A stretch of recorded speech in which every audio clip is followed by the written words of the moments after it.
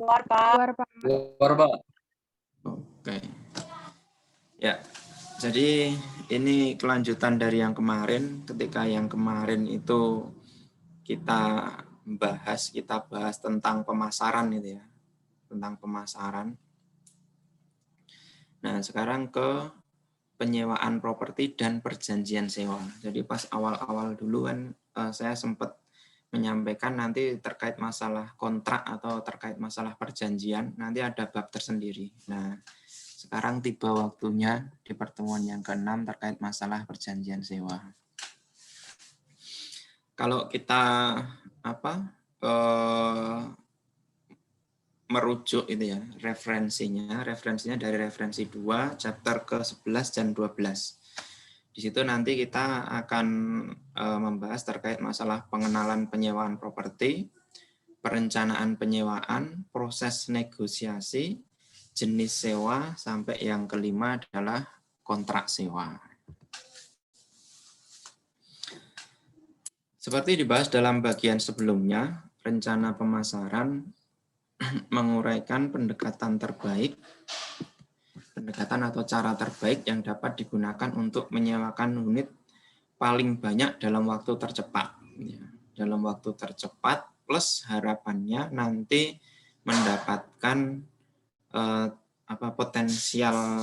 penyewa potensial yang bisa nyewa jangka panjang. Ya. Itu. Setelah pemasaran yang menarik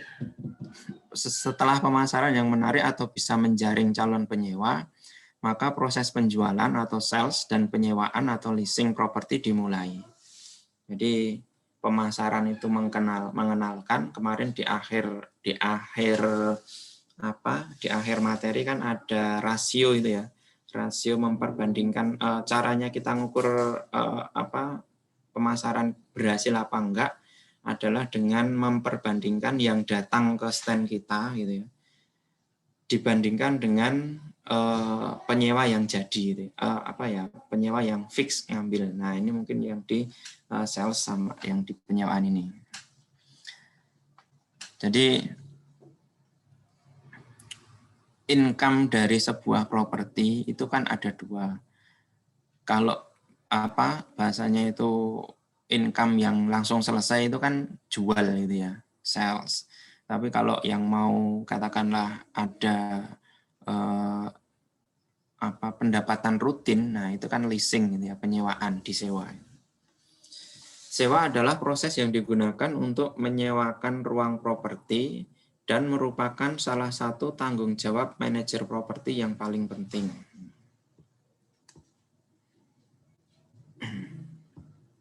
Nah, ini kan kalau kita review terkait masalah skema praktek manajemen properti, bahwasanya manajemen properti ini kan di awal ya, perkuliahan materi yang pertama dulu, pengenalan dulu.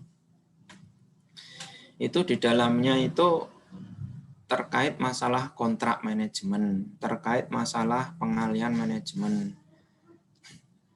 Terus terkait masalah ada juga manajemen administrasi keuangan, terus pemasaran dan negosiasi sewa, gitu ya. Terus ada juga manajemen penyewaan dan sistem rental, sampai ada juga yang membahas terkait masalah sistem informasi manajemen atau SIM bahasanya. Nah ini terangkum gitu ya, terangkum dalam sebuah bahasan terkait masalah manajemen properti.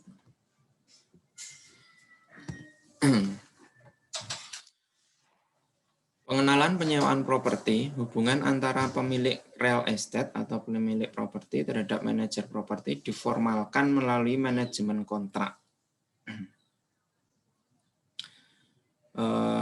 Bentuknya kemarin kan ada yang in-house, ada yang internal, ada yang eksternal kemarin ya. Manajer properti biasanya bertanggung jawab atas penyewaan ruang, meskipun peran ini bervariasi sesuai dengan kondisi kontrak. Sedangkan seorang manajer dapat saja menjadi agen tunggal untuk bangunan, di mana dalam bentuk lain dapat bekerja sama dengan leasing broker yang independen. Jadi broker yang dia bahasanya ya apa ya, bebas gitu ya, tidak terikat oleh pemilik atau tidak terikat oleh pembeli gitu ya.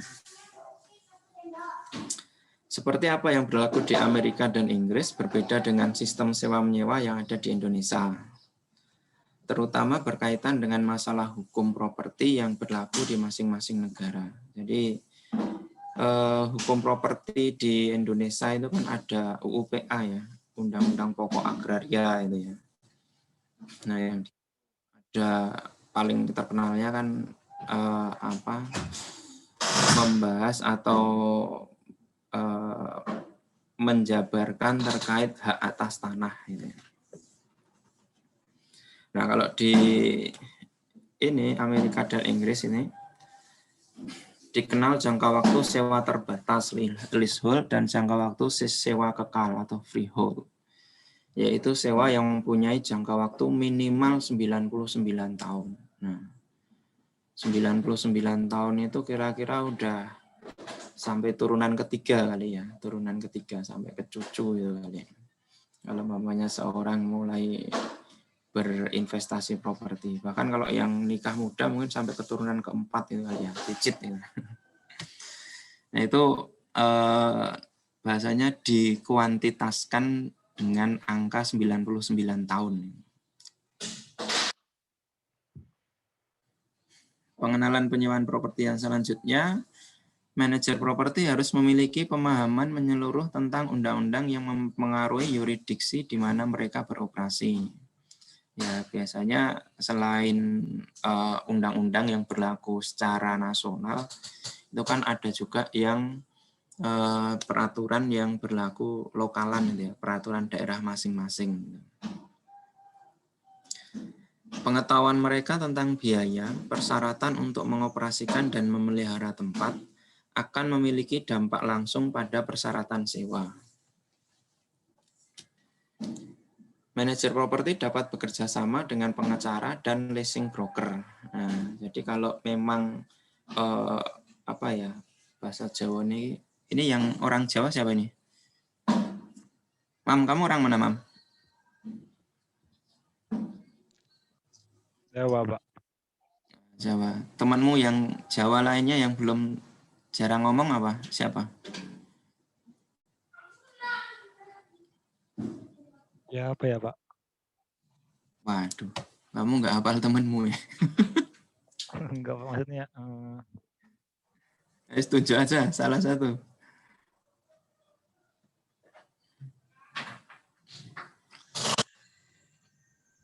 Kalau Made kan dari namanya aja kayaknya bukan orang Jawa gitu loh. Jadi ya. Coba, Mam. Ya wes, novel aja, Val. Bahasa Indonesia ini jelimet ya apa, Val? Jelimet Ya. rumit ya Pak, mungkin Rumit gitu ya. Dengan ya, kata rumit itu udah cukup ya, jelimet itu ya. Nah, jadi kalau umpamanya ada permasalahan terkait masalah manajemen properti yang rumit dan mempunyai apa ya, spesifikasi khusus atau perlu penanganan khusus. Nah, ini manajer properti bisa bekerja sama. Katakanlah terkait masalah hukum, ya udah minta bantuan atau kerjasama aja sama pengacara, terutama pengacara yang hukum perdata gitu ya. Karena kan biasanya kan terkait masalah sewa menyewa dan seterusnya itu. Nah, seperti itu. Secara historis, leasing disukai lessor karena posisi tawar superior dari pemilik dan fakta bahwa pengacara yang mewakili pemilik properti dan manajer biasanya merancang sewa. Namun hal ini berubah dengan legislasi yang direvisi dan interpretasi peradilan yang menguntungkan penyewa. Penyewa itu kan pelanggan, pelanggan kan konsumen ya. Konsumen adalah raja ya. Jadi akhirnya terus punya posisi ya, mudah-mudahan kontrak itu tidak terus membuat satu pihak menjadi superior terus yang lainnya menjadi kurang perannya kurang gitu, tapi ya seimbang lah ya. Kontrak manajemen mengatur hubungan antara pemilik properti dengan manajer properti, dan manajer maksudnya manajer properti dan menentukan hak dan kewajiban masing-masing pihak. Sewa mengatur hak dan kewajiban pemilik dengan penyewa. Maksudnya ini sewa ini perjanjian sewa. Gitu ya. Jadi ada kontrak manajemen, ada perjanjian sewa. Gitu ya. Nah, ketika perjanjian sewa adalah kontrak, maka harus memiliki unsur-unsur penting dan ketentuan umum yang diatur atau disepakati antar pihak. Nah, sekarang kita masuk ke leasing plan atau perencanaan penyewaan. Belum ada pertanyaan kan? Kalian kan? Terima kasih, belum ada.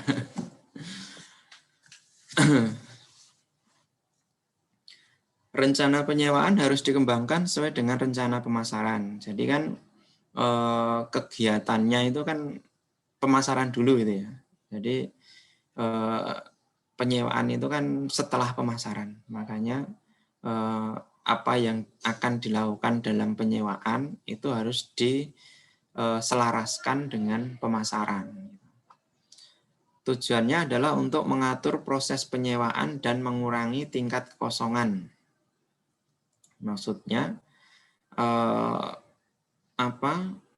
pemasaran itu kan mengenalkan produk kita ya, atau katakanlah properti kita kepada stakeholder, pada calon penyewa itulah ya, calon penyewa pada masyarakat umum. Nah, pada akhirnya yang diharapkan adalah ke tingkat hunian atau dalam hal ini di sini tingkat kekosongannya atas properti yang kita sewakan itu berkurang gitu. Nah, kalau secara umum maka penyewaan properti residensial atau penyewaan properti yang berupa hunian itu lebih mudah daripada yang bersifat komersial gitu. Kalau dilihat secara kuantitas antara yang residensial sama komersial juga mungkin lebih banyak properti residensial secara kuantitasnya. Karena rencana penyewaan untuk properti komersial atau pusat retail, pusat perbelanjaan itu harus dirancang untuk properti yang spesifik. Artinya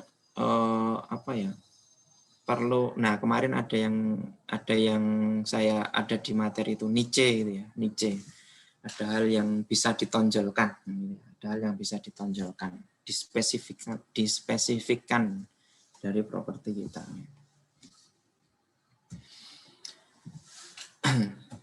Itu perencanaan sewa atau perencanaan penyewaan, leasing plan. Sekarang kita masuk ke langkah-langkah rencana penyewaan. Kegiatan perencanaan dalam penyewaan yang pertama adalah select the leasing agent. Menyeleksi agen penyewa ini. Ini apakah kita akan menggunakan in-house dari dalam artian internal gitu ya, atau independen dari eksternal, di broker lah bahasanya. Kalau di kita mungkin lebih familiar dengan kata broker. Broker sama calo itu sama enggak ya? Kalau calo itu kayaknya konotasinya ya calo tiket gitu ya. Calo tiket mau mudik lebaran, calo tiket. Jadi kita menentukan agen penyewaan yang mau kita pakai itu apa? Apakah kita sudah punya sendiri dalam artian in-house atau kita menggunakan broker. Terus yang kedua, kita menyiapkan tampilan gitu ya, tampilan dari properti kita ini. Jadi apa itu namanya? Apa itu yang bilang kesan pertama begitu menggoda, nah, gitu ya. Kesan pertama itu kan orang melihatnya pasti kan tampak luarnya dulu gitu kan ya.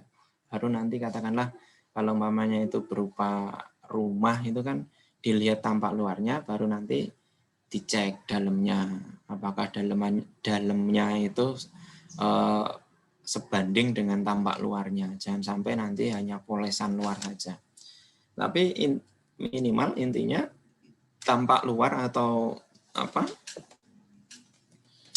Di sini dibilang properti yang lusuh tidak terawat mengakibatkan tidak enak dilihat. Maka akan menyebabkan calon penyewa tidak akan datang. Males lah ya kita properti yang mau kita gunakan, mau kita pakai, dilihat dari luar aja, katakanlah nggak pernah disapu, catnya nggak pernah diperbaiki, nggak pernah diperbarui, udah katakanlah udah 10 tahun, udah 15 tahun gitu. Terus yang ketiga, calon penyewa akan menanyakan terkait properti seperti perawatan, fasilitas, termasuk fasilitas parkir, dan kemudian akan melihat properti, inspeksi properti. Nah ini jadi menyiapkan itu dia, menyiapkan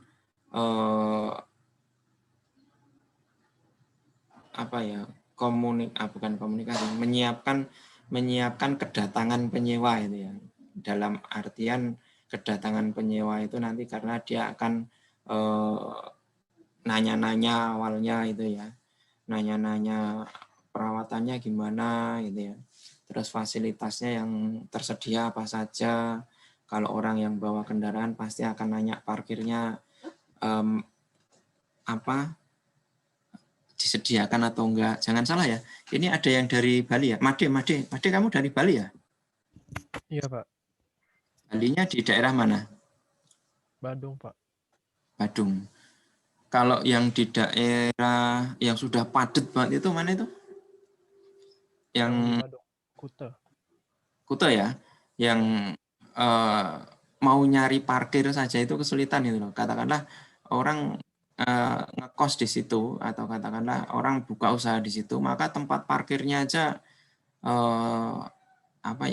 ya jauh apa dekat itu relatif ya, karena kalau jauh tapi suasananya mendukung mungkin jalan kaki enak gitu. Tapi ya posisinya kalau kita pinginnya itu kan begitu turun dari kendaraan kita langsung menemukan properti itu ya, dapat masuk langsung di properti. Tapi kayaknya kan kalau di situ kan kesulitan, parkir sulit. Maka parkir jadi hal yang penting. Terus yang keempat adalah menyeleksi prospektif tenan ini ya. Jadi penyewa potensial atau prospektif.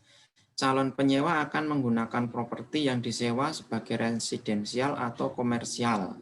Jadi kita filter gitu ya. Kita seleksi, kita screening bahwasanya penyewa ini kan kita bisa jadi kan kalau kita nggak pelajari dengan baik, nggak kita kenali dengan baik penyewanya, itu kan awalnya dia bilang mau disewa mau dipakai buat apa gitu. Oh iya mau saya tempatin aja kok. Ternyata dia melihat ada garasi, terus garasinya dipakai buat bikin usaha laundry atau bahkan warung. Nah ini kan harus kita filter di depan gitu, filter di depan. Kita mengkualifikasi prospek itu kan kemarin ya, yaitu calon penyewa itu, calon penyewa. Jadi kalau bahasa-bahasa inilah ya, bahasa-bahasa paling sering kalau sekarang mungkin udah jarang kali ya, MLM itu ya, MLM multi level marketing itu kan target itu kan dibilangnya kan prospek gitu. Calon penyewa di sini. Jadi kita cari tahu kapasitas dan karakter dari penyewa. Cari tahunya dari mana ya? Dari wawancara, diskusi atau katakanlah ngobrol gitu ya pas waktu dia dia tinjau lokasi itu ya, inspeksi gitu ya. Terus meninjau ke lokasi, meninjau properti secara langsung, yang keenam, dan yang ketujuh adalah kebutuhan dari calon penyewa itu apa ini kita siapkan. Nah ini contoh untuk tadi screening atau memfilter prospektif tenan. Nah, itu dengan mengajukan pertanyaan-pertanyaan gitu. Contohnya kalau residensial tenan, nah itu kita nanya berapa kamar yang dibutuhkan, berapa jumlah anggota keluarga gitu ya. Jadi kalau maksudnya apa? Kalau kita katakanlah dia butuh 4, kita nyediain 4. Nah, itu kan pas gitu ya. Wah, ini ada peluang nanti dia tertarik. Tapi kalau dia butuhnya 2, sedangkan properti kita ternyata kok ada 9 kamar, nah ini kan terus udah, wah ini kayaknya bukan tenan atau bukan calon penyewa yang prospek ini kayaknya. Terus kalau untuk yang komersial, tipe bisnis apa yang akan dijalankan oleh penyewa? Karena nanti kan mungkin terkait masalah kebutuhan listriknya gitu ya, terus kalau umpamanya ini tadi parkirnya gitu ya, fasilitas untuk nanti dia berusaha gitu ya.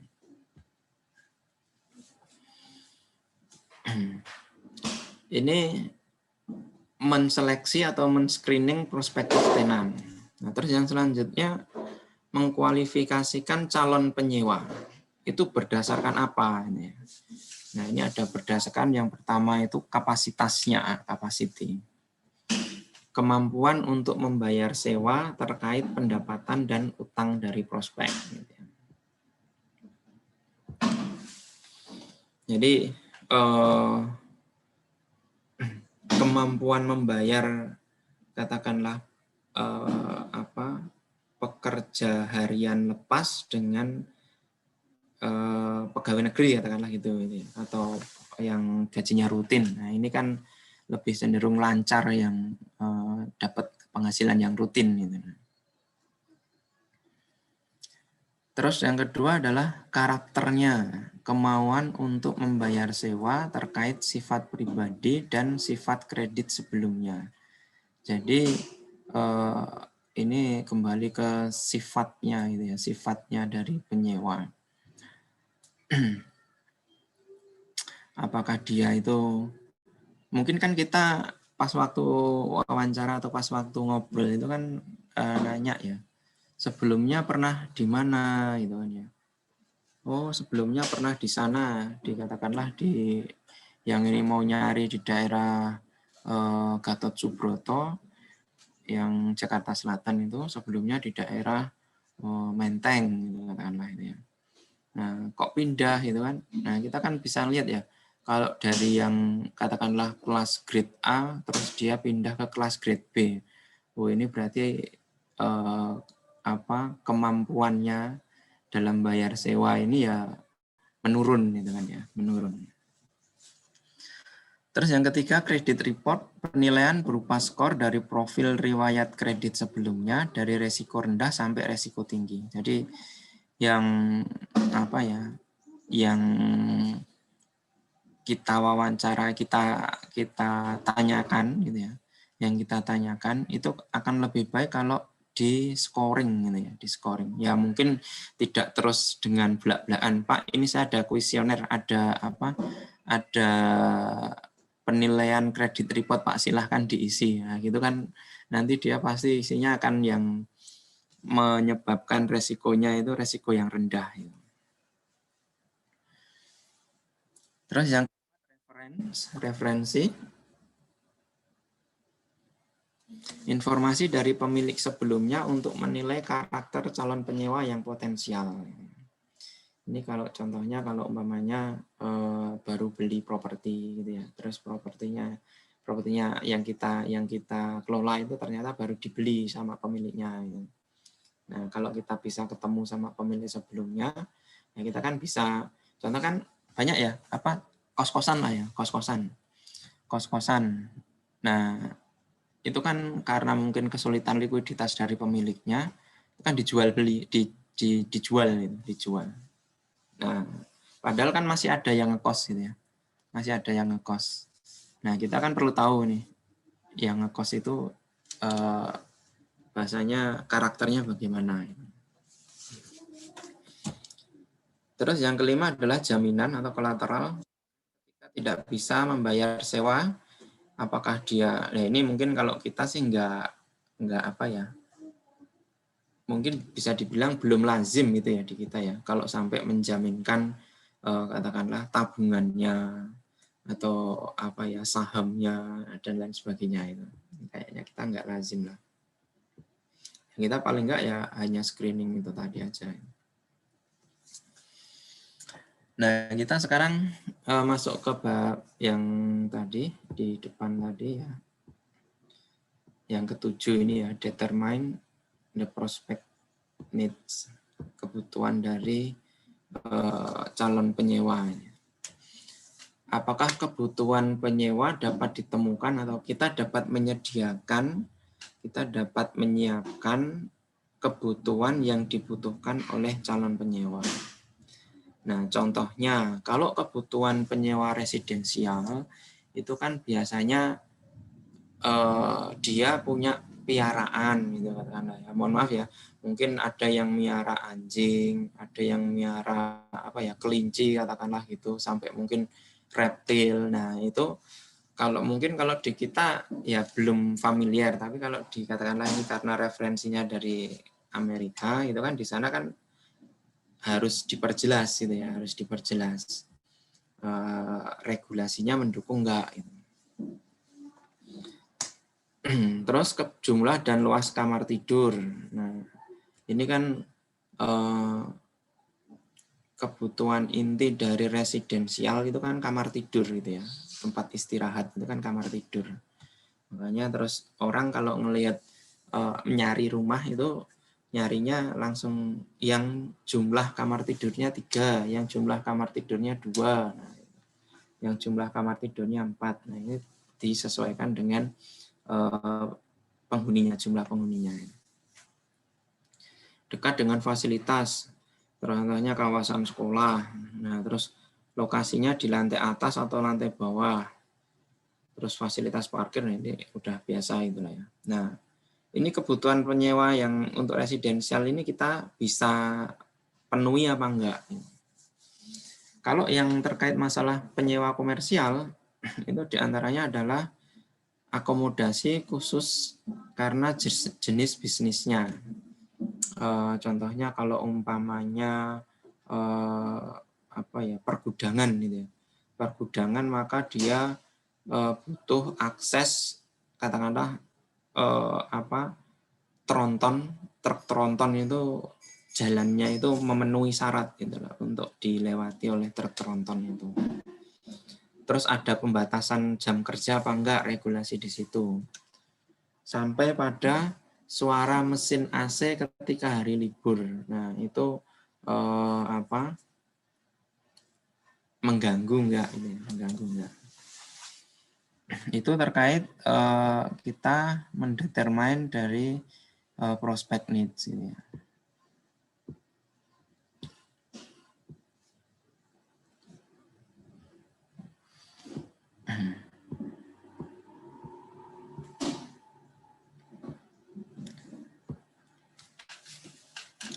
Nah, sekarang kita masuk ke proses negosiasi yang dimulai ketika seorang calon penyewa berniat akan properti tertentu. Jadi yang kita tawarkan itu. Nah, perlu mungkin kita mengenal beberapa istilah dalam proses negosiasi. Yang pertama kita harusnya paham lah ya, controlling the process. Profesionalisme adalah kunci dalam mengendalikan proses negosiasi. Jadi selaku manajer properti, kita itu memegang kontrol dalam proses negosiasi. Kenapa? Karena kita yang menawarkan, kita yang mewakili dari pemilik properti kepada menyampaikan kepada calon penyewa atau prospek. Terus cooperating broker. Jadi kalau umpamanya pakai agen leasing, ya kita harus cari agen leasing yang membantu proses negosiasi. Jadi mendukung kita, mendukung mendukung manajemen properti, manajer propertinya. Jangan sampai malah bikin membingungkan si brokernya itu. Terus ada peran pengacara juga, bertugas untuk mensahkan kesepakatan yang dibuat. Jadi pengacara ini maksudnya bukan mungkin lebih cenderung ke ini ya, notaris gitu ya, notaris, atau kalau namanya itu kan kita seringkali ada lihat notaris PPAT ini, bukan pengacara ini penasihat hukum dalam sebuah sidang, nah itu enggak. Tapi ini lebih cenderung ke notaris gitu ya.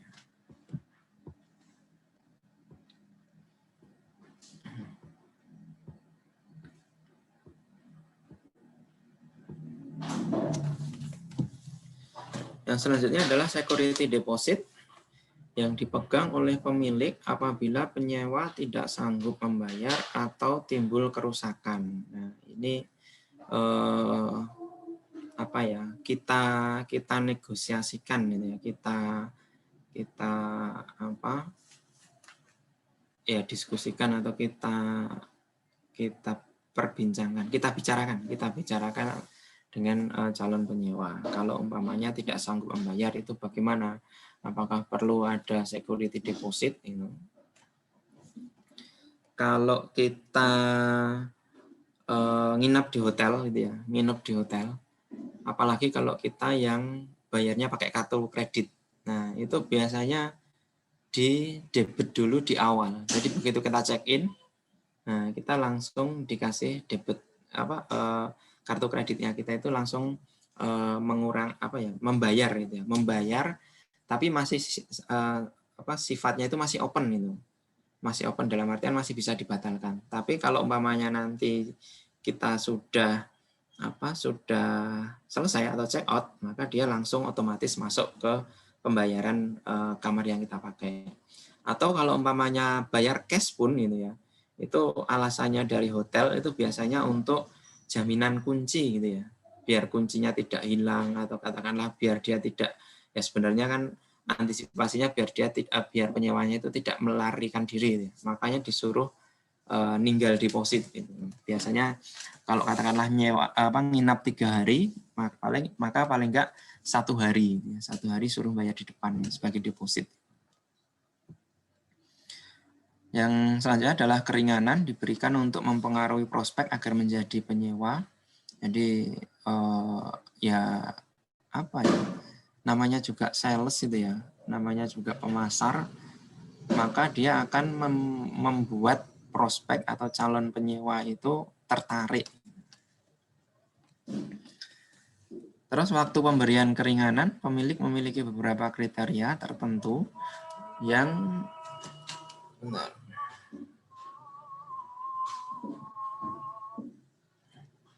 memiliki beberapa kriteria tertentu yang menentukan kapan diberikannya keringanan pada penyewa.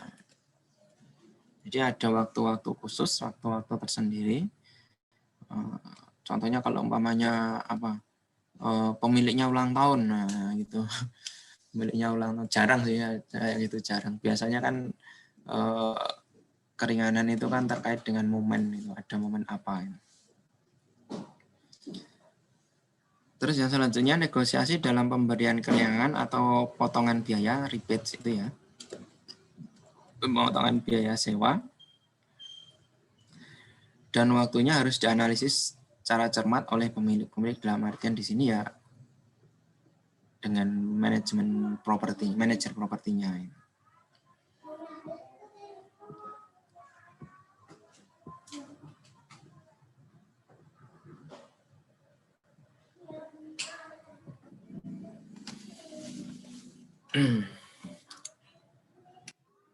Selanjutnya perlu kita ketahui terkait masalah free rent.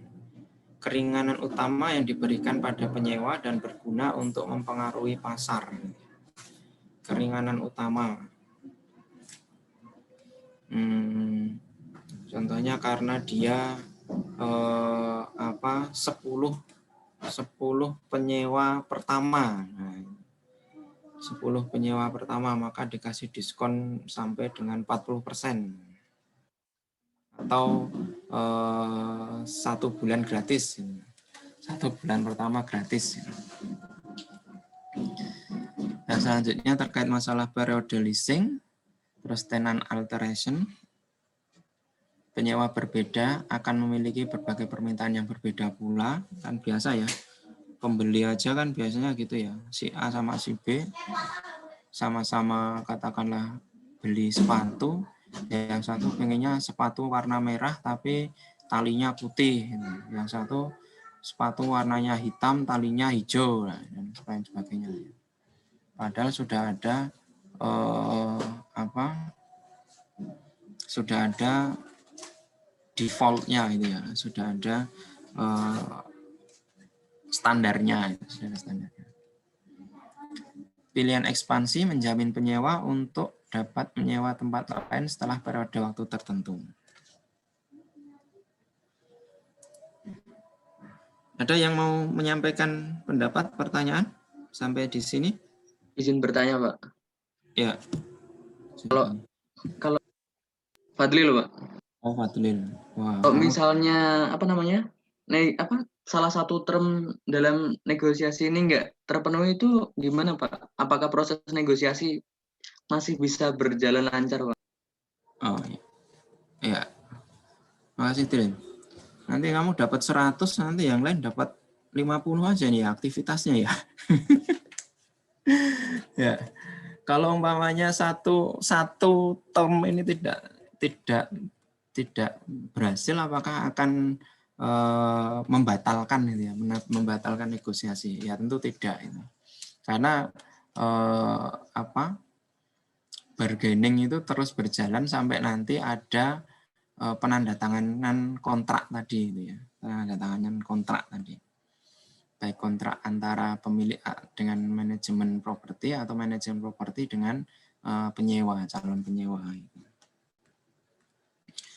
gitu ya. Jadi tetap jalan deh, tapi ya jangan terus katakanlah ini ada 20 itu terus 10 tidak terpenuhi, waduh, nah gitu kan.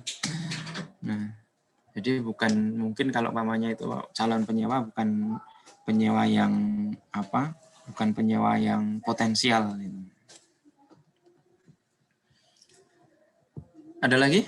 Berarti bergantung situasi dan kondisi ya, Pak, saat negosiasinya.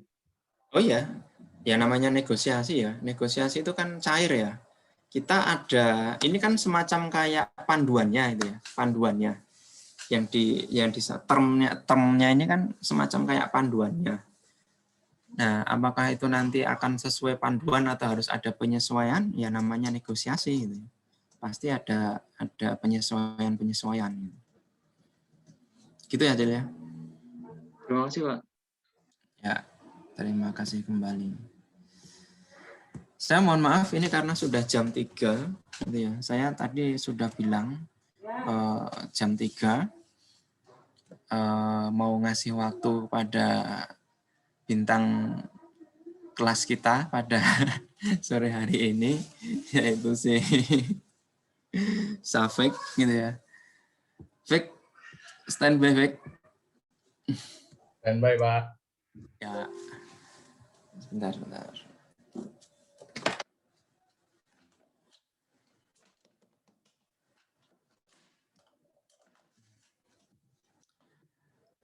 Oke, jadi selama 5 sampai dengan 10 menit kita akan menyimak Safik dalam memaparkan yang dia kemarin tulis, karena terkait masalah komersial ya. Kemarin properti komersial kan ya, Fik ya? Ya, Pak. Ya. Silakan, Fik. 5 sampai 10 menit dari sekarang, Fik. Izin share screen ya, Pak? Ya, bisa nggak? Bisa, Pak. Oke.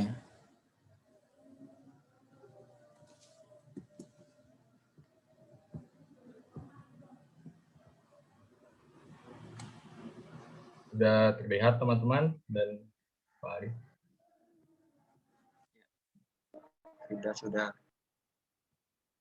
Oke, semuanya. Assalamualaikum warahmatullahi wabarakatuh. Selamat sore semuanya. Jadi ini aku mau nyampaikan sedikit yang kemarin aku tulis tentang peran manajemen properti untuk properti komersial. Nah, jadi di sini teman-teman kita dikasih waktu 10 menit, yang ingin saya bahas pada PowerPoint kali ini, ada beberapa poin.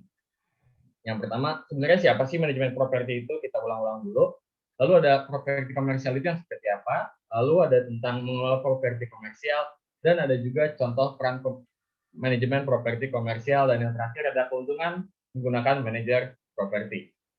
Kita langsung mulai saja.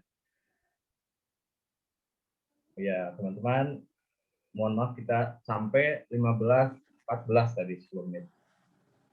Kita langsung masuk ya, siapa sih manajer properti itu? Jadi, bila kita meninjau dulu kata-kata per kata, manajer properti itu, manajer berasal dari kata manajemen. Manajemen itu adalah seseorang yang harus mampu menyelesaikan tugasnya dan mampu untuk intinya melaksanakan perencanaan, pengorganisasian, pengkoordinasian, kepemimpinan, dan pengontrolan. Sementara itu, bila kita membahas properti secara umum, sebenarnya properti ini sangat luas sesuai definisinya, yaitu segala sesuatu yang dapat kita miliki. Maka dari itu, properti bisa digolongkan menjadi aset yang berwujud dan tidak berwujud. Nah, salah satu properti yang kita bahas pada kali ini yang berupa real property, yang berupa tanah, bangunan, beserta pengembangannya.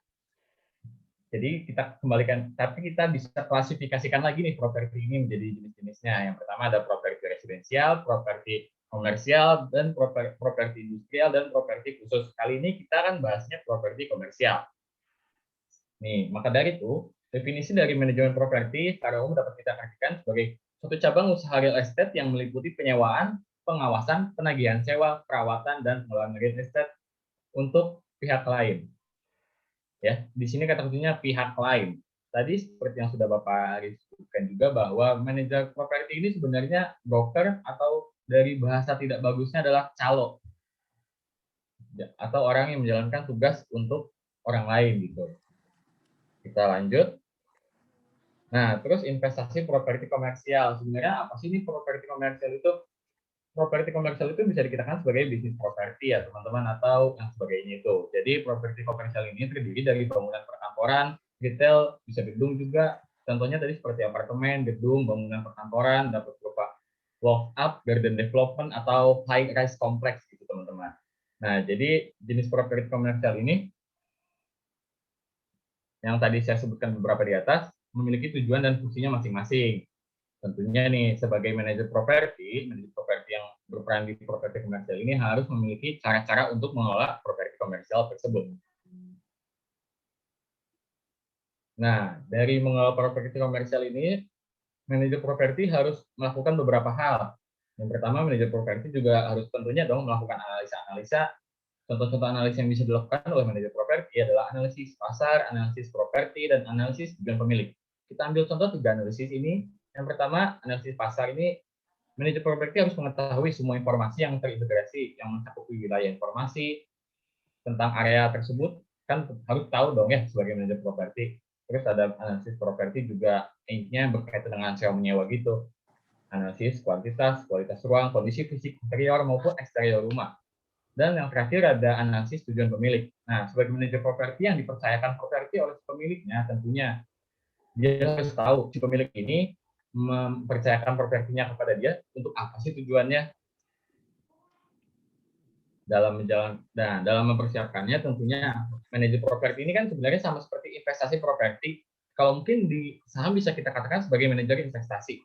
Nah, tentunya dalam investasi itu terdapat siklus teman-teman. Dari mulai siklus itu dimulai sampai siklus itu bubble, lalu siklus itu pecah. Kalau kita bahas sedikit mengenai siklus properti, di siklus properti ini semua dimulai dari keadaan penawaran dan permintaan yang seimbang, lalu permintaan akan meningkat tahap awal di mana terjadinya rendahnya persaingan, sehingga banyak orang nih yang berbondong-bondong ingin melakukan investasi properti di bidang komersial, sehingga butuh manajer properti tadi. Nah, dengan begitu, persaingan akan meningkat. Karena meningkat, nggak semua bisa membangun secara cepat dong, akibatnya ada yang terlambat masuk. Akibat dari perizinan yang lama, persetujuan yang dan sebagainya, itu kan kadang-kadang ribet ya untuk membuat properti. Lalu karena udah mulai orang semua ingin berinvestasi, utamanya di bidang properti komersial, mengakibatkan masalah aja gitu, bikin propertinya jadi kualitasnya terabaikan. Nah, karena kualitasnya terabaikan, kondisi di bank juga seperti itu. Dia mengabaikan kualitas pinjaman. Jadi semua developer yang mau membangun di ACC, semua orang yang ingin berinvestasi di bidang komersial, semuanya di ACC. pada akhirnya akan terjadi kesulitan pemasaran oleh manajer properti tersebut karena ya memang permintaan di pasar tidak setinggi penawaran yang terjadi, sehingga akan terjadi mulai gagal bayar kredit dan lain sebagainya hingga akhirnya kembali ke hukum permintaan dan penawaran. Ketika penawaran lebih tinggi daripada permintaan, harga akan jatuh dan harga akan anjlok. Ketika itu terjadi, banyak pihak yang tidak mampu untuk membayar cicilan di bank dan akhirnya bank menarik kembali propertinya, justru malah memperburuk keadaan dan akhirnya banyak orang yang menarik diri dari pihak properti. Kemudian siklus ini akan dimulai dari awal kembali. Nah, tadi kan udah tentang mengelola properti komersial dari manajernya, tentang siklusnya, tentang apa saja sih yang harus dilakukan oleh manajer properti. Sebagai gambarannya, kita punya contoh peran manajer properti komersial. Nih, contoh peran manajer properti komersial ini contohnya misalkan ada PT Toko Pak Edi memiliki bangunan kosong di sekitar Jalan Sudirman di SCBD, tapi nggak di pinggir jalan, ada di dalam-dalam gitu. Nah, mereka ini bingung, ini bangunan pengen dimanfaatkan, tapi mereka kan jelas nggak ada waktu dong buat memanfaatkan di urusan di pihak manajemennya, sehingga mereka membutuhkan agen properti tentunya. Nah, oke, mereka di sini menunjuk agen properti, sebut saja namanya Nusa Properti. Nusa Properti di sini akan melakukan identifikasi bangunan tersebut. Cocoknya ini buat apa nih? Nggak mungkin kan kalau di Jalan Sudirman yang kompleks ini buat jadi residensial, cocoknya pasti lebih ke arah komersial. Nah, komersial juga buat apa nih? Gitu kan. Nah, di SCBD ini udah identik banget nih sama perkantoran. Jadi nggak mungkin banget kalau di jalan ini kita mau bikin gudang gitu, terlalu mubazir space-nya. Di situ terlalu nilai per tanahnya itu kurang masuk gitu kan teman-teman untuk hitungannya. Nah, jadi setelah dilakukan analisa pasar, analisa properti, dan analisa tujuan pemilik, bisa disimpulkan bahwa analisa pasarnya itu karena di jalan itu kan tentunya dong tadi yang orang-orang kerja dengan intensitas tinggi, dekat dengan stasiun, lari-lari sana kemari gitu. Nah, terus dilihat dari analisa properti yang dimiliki PT Toko Pak Edi ini seperti apa sih? Nah, ternyata properti yang dimiliki ini properti yang memiliki ruangan ber-AC yang nyaman gitu, tempat parkir yang memadai, akses pedestrian yang mudah sekali, dan desain cover bangunan yang instagramable gitu. Dan tentunya baik lagi ke analisa tujuan pemilik. Si pemilik properti ini, si PT Toko Pak Edi, mereka ini ingin mendapatkan tambahan pemasukan, tetapi waktu-waktu mereka juga ingin menggunakan bangunan tersebut sebagai alternatif, jadi nggak bisa secara permanen gitu loh teman-teman untuk disewakan. Oke, jadi berdasarkan hasil analisa di atas, Nusa Properti bisa meyakini keputusan yang mereka ambil bahwa bangunan tersebut cocok untuk dijadikan co-working space. Kenapa? Karena dengan dijadikan co-working space, PT Toko Pak Edi bisa mendapatkan penghasilan tambahan dari penyewaan-penyewaan oleh klien-kliennya, dan sewaktu-waktu bila mereka membutuhkan untuk ruangan rapat atau selanjutnya, mereka juga bisa menggunakan properti tersebut. Dan tentunya dapat uang sewa. Gitu. Nah, selanjutnya Nusa Properti sebagai manajer properti akan menyusun perkiraan biaya operasional, penyusunan laporan keuangan, hingga alternatif bila nantinya rencana ini kurang efisien. Setelahnya, Nusa Properti juga perlu mempertimbangkan hal-hal lain yang bisa meyakinkan PT Toko Pak Edi bahwa bangunan tersebut cocok untuk menjadi co-working space.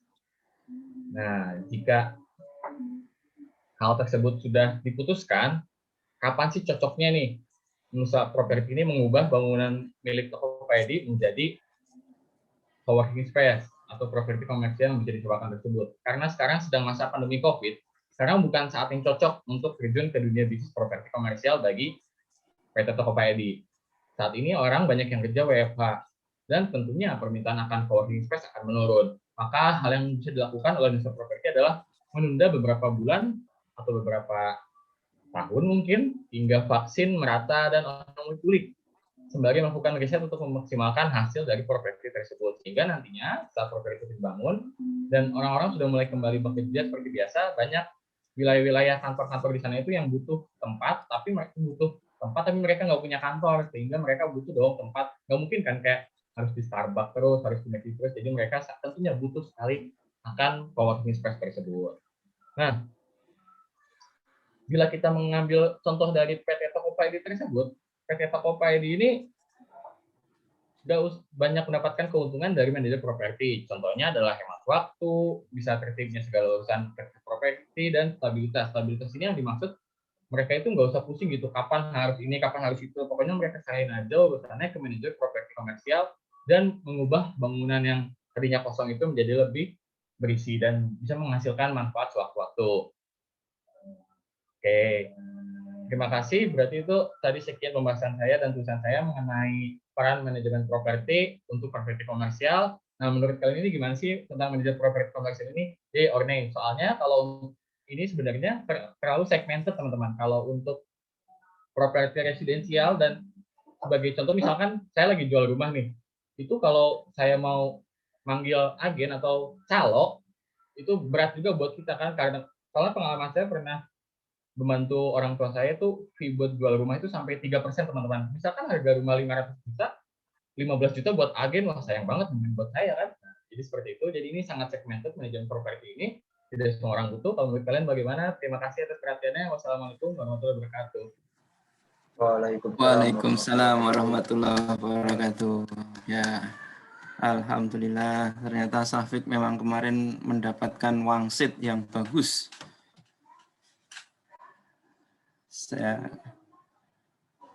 Syafiq.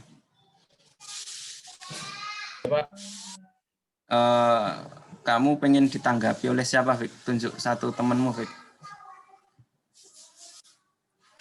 Oleh ini mungkin Pak yang biasa menanggapi Prima, Pak. Oh, Prima. Ya. Prima ya. Prim. Ya, Pak. Ya. Dua hal yang perlu kamu sampaikan. Yang pertama, tadi ada pertanyaannya di terakhir tadi, ya or nay tadi. Nah, itu menurut kamu gimana, Prim? Terus yang kedua, saya minta kamu ya paling enggak 3 lah ya, 3 kata atau 3 apa ya, yang mengena di pikiran kamu dengan paparannya si Syafiq tadi apa? 3 kata, Pak. Ya, 3 istilah boleh, 3 kata boleh. Kalau dari pemaparannya Syafiq tadi, kalau kata saya kurang tahu ya, kurang tahu itu. Kalau yang itu menarik, interaktif, sama bagus. Itu sih untuk Syafiq. Soalnya pemaparan dari Syafiq itu sudah lumayan bagus, udah seperti seolah jadi dosen pengganti, jadi dosen baru, asisten dosen lah minimal. Ya. Nah, ini. Salsabila, catat Salsabila. Ya, Pak. Ya. Terus yang pertanyaan tadi di slide terakhir menurut kamu jawaban ini kamu aja itu menurut kamu? Jawaban yang ye or nay tadi ya, Pak? Ya. Saya ngakak ke filter saya sih.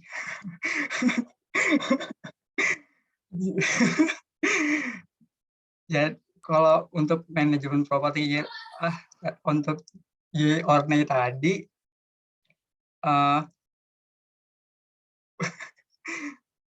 bentar Pak, ganti filter dulu Pak. Saya kurang fokus sama filter saya. Nggak mau loh. Biarin lah. Nggak apa-apa, kamu gitulah, udah dianggap aja cakep kayak gitu. Untuk ye or nay tadi, tadi pertanyaannya apa? Syafiq, tolong.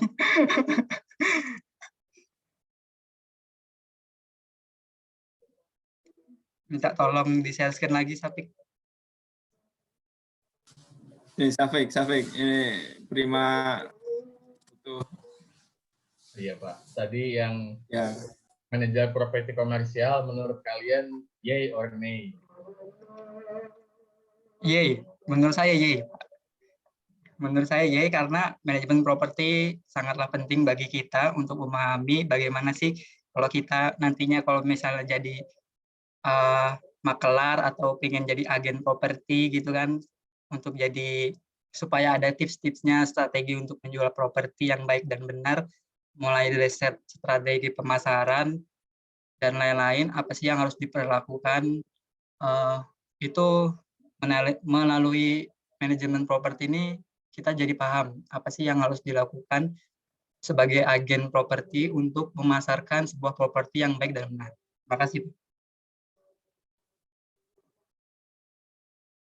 Ya, makasih Prima.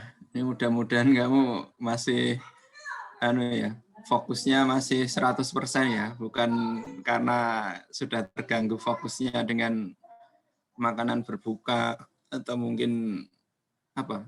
Jangan-jangan malah drama Korea gitu, atau apa itulah.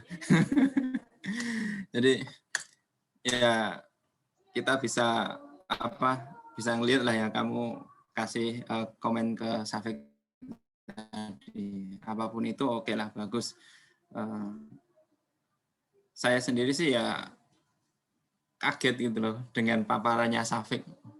Ternyata sebenarnya kalian mungkin dikasih udah paham sendiri kali ya. Nggak perlu dijelasin itu, nggak perlu ada nggak perlu ada diskusi, itu katanya sudah di luar kepala gitu. Oke lah, saya jadi punya ide, Mam. Halo Mam. Ya Pak. Kamu koordinir ya, tolong dibentuk 6 kelompok. Nah, 6 kelompok untuk siap-siap nanti di pertemuan setelah mid semester lah ya, setelah mid semester. Jadi mungkin tolong disiapkan 6 kelompok. Nanti kelompok-kelompoknya kalau sudah siap langsung dikirim ke saya, nggak harus nunggu pertemuan ke-7, nggak apa-apa. Nah, nanti mungkin di pertemuan ke-7 saya kasih tahu kelompoknya buat apa. Gitu ya, Mam ya? Iya, Pak. Siap. 6 ya, 6 kelompok. Oke.